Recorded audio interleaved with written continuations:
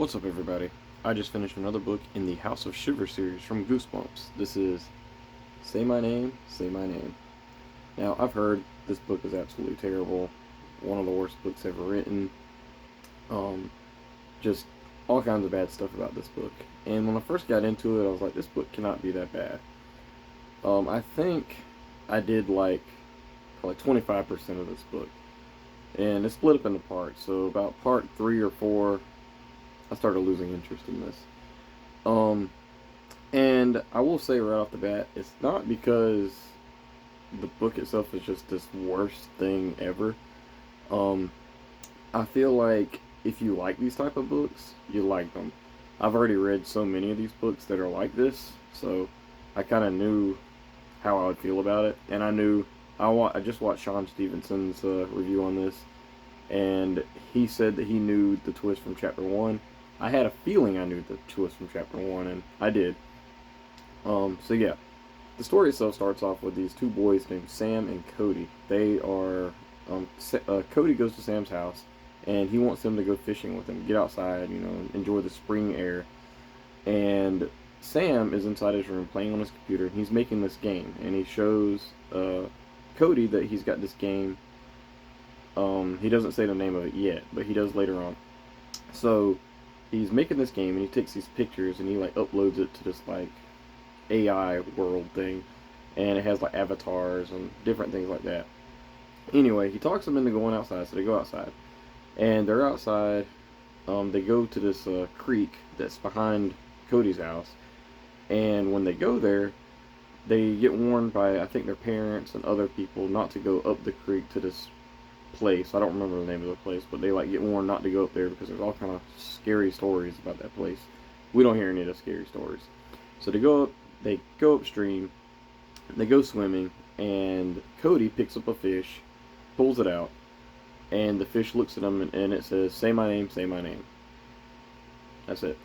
So we cut back, like I think like 2 weeks earlier, or a week earlier, or something, and this is like part two. And in this part, we learn that the reason why this isn't that much of a big deal is because they had a ventriloquist come to their school and teach the kids how to throw their voice. Coincidentally, And so both boys think, when we cut back, both boys think that each other threw the voice and made this noise. And that's it. So, yeah, they end up running into these other two kids that go to their school, and they're building a log cabin for some kind of project. And Cody's dog, Ollie, gets loose, and they see this pig monster thing, like a warthog with shaggy hair, and the dog chases them off, and it bites him on the ear. The dog yelps or whatever, runs off into the woods, and he thinks he goes into the shack, so they go to look for him. And this is where the two groups split up.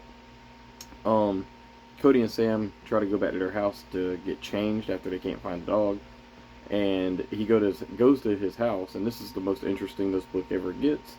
They run into this old lady that's in his house, and she's like, "No, I live here, you don't live here." And yeah, and she says that if you keep bothering me, I'm going to call my son, who is a professional like cage fighter, which is like, okay. So yeah, and that's it. We cut back to the other two kids, and they are built. I don't remember the other two kids' name. I think one's name is Darby, and it's a girl, which is pretty unique. And she is. They're building this log house thing, and they run into a bunch of these pig monsters, and they try to escape. And this little piglet runs up to them, and they pick it up. And when they pick it up, the pig monsters escape. They leave them alone, and yeah.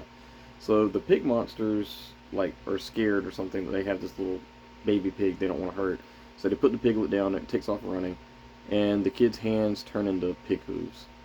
Whatever. So after this, we go back to Cody and Sam, and we do learn what's going on. And I'm not going to reveal it, but it's you could pretty well guess it unless you've just never read a Goosebumps book before.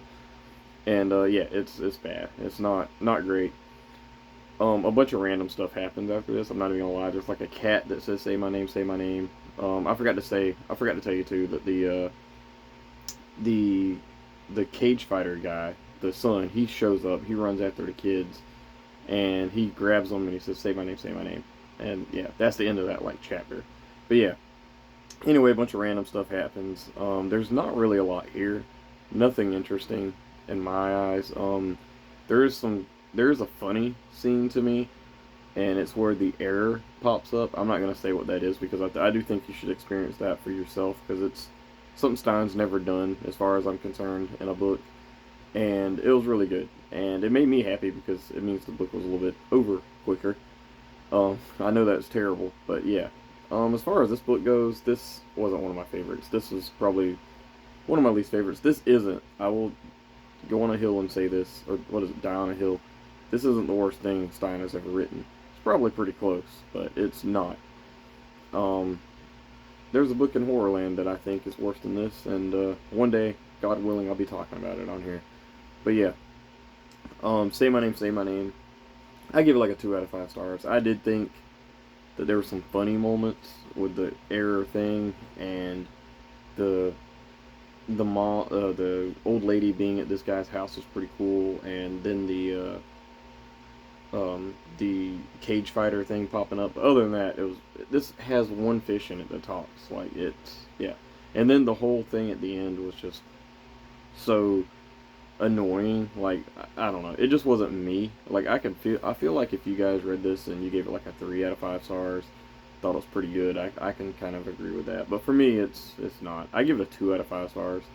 I thought this was just barely readable. Like I mean, not that sounds terrible, but like there was not a lot that I liked about it. And if you guys have been paying attention, this is like my third 2 out of 5 star book that I've read. Like I think in a row, or maybe this year. I can't remember.